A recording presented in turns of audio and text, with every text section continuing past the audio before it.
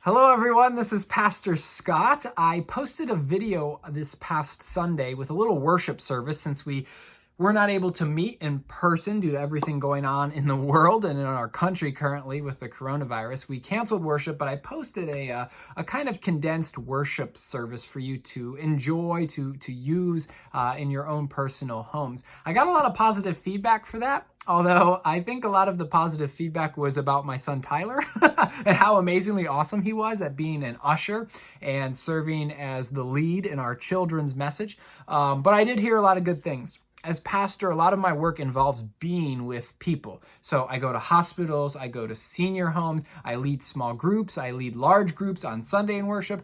But right now I'm not able to do a whole lot of that. So I thought instead I would post you some daily videos. Maybe you have a little bit more time on your hands because we're being encouraged to not really go outside, to not be around a lot of people. So maybe you have a little bit of extra time and maybe you have about 10 minutes to get a little message each day for the rest of the week. Something for you to just grow in your faith in Jesus Christ through this really interesting time in world history. And so I'm going to do a 4-part sermon series. It is called the Desert Mothers and Fathers mini-series. I'm not cool like my friends. They know how to insert graphics into these videos. I just print out a piece of paper and then push it in front of you. So the Desert Mothers and Fathers mini-series. So who were the Desert Fathers and Mothers? Well, they were these group of Christians who back in the 3rd, 4th, and 5th century AD, so about a little under 2,000 years ago, they headed out into the desert. So they went out into the Egyptian desert, the Syrian desert, the Judean desert. They headed out into the desert in order to live by themselves, in order to deepen their life of faith. So what happened was in the 3rd, 4th, and 5th centuries, something unique in Christian history turned. They went from being a church that was persecuted, so from the time of Jesus to about the year 300, 325 AD, they went from being a church that was often persecuted for their faith, beaten down by the Roman Empire, to becoming the official religion of the empire. So in 325 CE AD, Constantine made Christianity the official religion of the empire. So you can imagine going from being persecuted for your faith, being killed, being arrested, being harassed for believing in Jesus Christ, for following the way of Jesus Christ, to now making everyone basically a Christian. It was this huge shift. But what ended up happening was there was a large number of Christians who felt really discontent. Now that there wasn't this kind of edge to Christianity, now that you didn't really have to be all in when it came to Christianity because your life depended on it, they started becoming discontent with how people were living their lives of faith. There was a lot of complacency. People were starting to blend in with the ways of the world. And so what happened was this group of Christians, they started heading out to the desert. They started leaving behind civilization as they knew it so that they could be alone, out with God, really seeing what God wanted to do in their lives.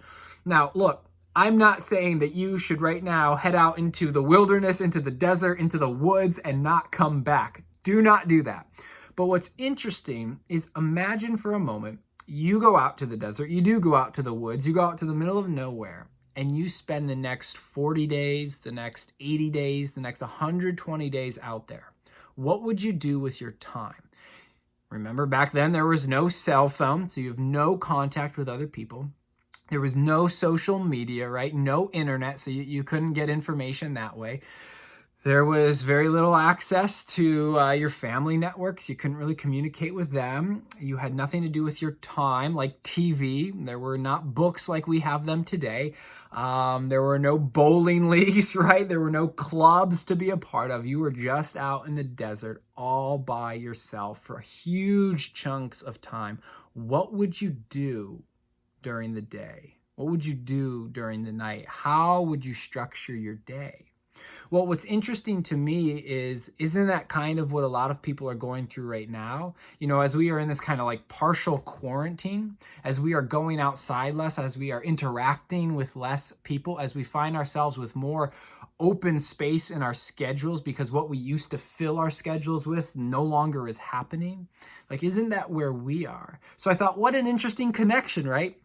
these desert fathers, these desert mothers, they had to figure out what to do when all of the distractions were removed. So what I'm going to do over the next 4 days, or I guess next 3 days, I'm going to do this through Friday, so Tuesday, Wednesday, Thursday, Friday, is what we're going to do is we're going to learn a little bit of history, a little bit of practice, and a little bit of what it means to learn from these desert fathers and mothers. What can we learn in our unique moment in time here that they were teaching way back when?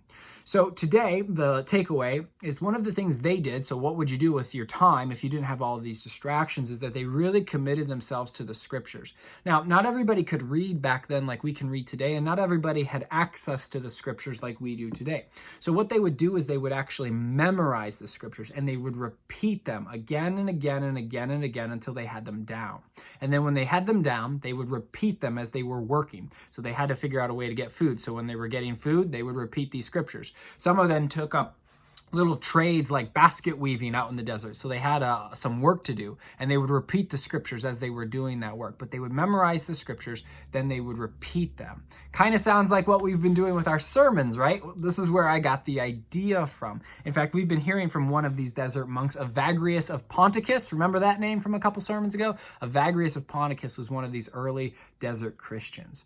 So one of the things they would do with their time is they would really lean into scripture. They would memorize that scripture, and then they would repeat it throughout the day. So if you want today's takeaway, here it is.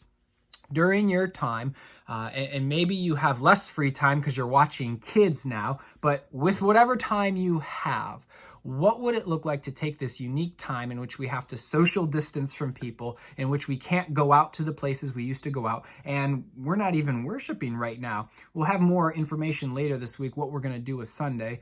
Most likely we will be canceling again. But even in this time when we can't do that, like, what do you do with your time? Well, maybe this is a time to really deepen your discipleship. Maybe this is a time to really read the Bible like you've never read it before. Maybe this is a time to increase some of your prayer life. Now, again, if you're watching children who are off from school, it's going to look a little bit different. But my point is, maybe this partial quarantine time, maybe this is a time to really grow in faith. Maybe this is an opportunity for us to humble ourselves and to really come back to God during this season of Lent and this season of not being able to not having the control that we used to when it comes to how we live our lives. So today's practice, what I'd invite you to do is, during this unique time in which we're not going out very much, to consider joining us in memorizing the Beatitudes, which are found in Matthew 5. So if you search online Matthew 5, you'll see the Beatitudes, all of those blessings. You can work with us on memorizing those, and you can commit to maybe reading some scripture. So if you've never read through a gospel, Matthew, Mark, Luke, John, if you search those in Google, Gospel of Matthew, Gospel of Mark, Gospel of Luke, Gospel of John, you'll find them. Maybe this is a time to read a gospel if you've never read it. If you've got a little extra time, instead of just watching a little bit more TV or going on social media a little bit more than normal, maybe use this time to really deepen your life of faith. So if you've never read a gospel, if you don't have a Bible reading practice right now, maybe take that on. Another good book outside of the Gospels is 2 Corinthians. It just is a doozy of a book when it comes to facing adversity, facing suffering. So maybe you read through the book of 2 Corinthians, a chapter a day, 2 chapters a day, with some of the time that you now have that isn't spent at bowling league, that isn't spent at small group, that isn't spent, this, that, or the other thing. So over the next 3 days, because today's the 4th, we're going to be learning from these desert fathers and desert mothers. Desert Mother and Desert Father miniseries. And we're going to be learning, what does it mean to have a little bit extra time on our hands? Or what does it mean that we have to be a little bit more isolated than normal? And we're going to be gleaning some lessons along the way. And I think it really will be powerful in your life. As we close up today, I just invite you to, again, really lean into scripture. If you're not a Bible reader, start with one of the Gospels, Matthew, Mark, Luke, John. Pick any of those. 2 Corinthians is a good book if you've already read through those Gospels. So really lean into scripture, but to also join us in memorizing the Beatitudes, which are found in Matthew 5. So right now we have done, blessed are the poor in spirit, for theirs is the kingdom of heaven.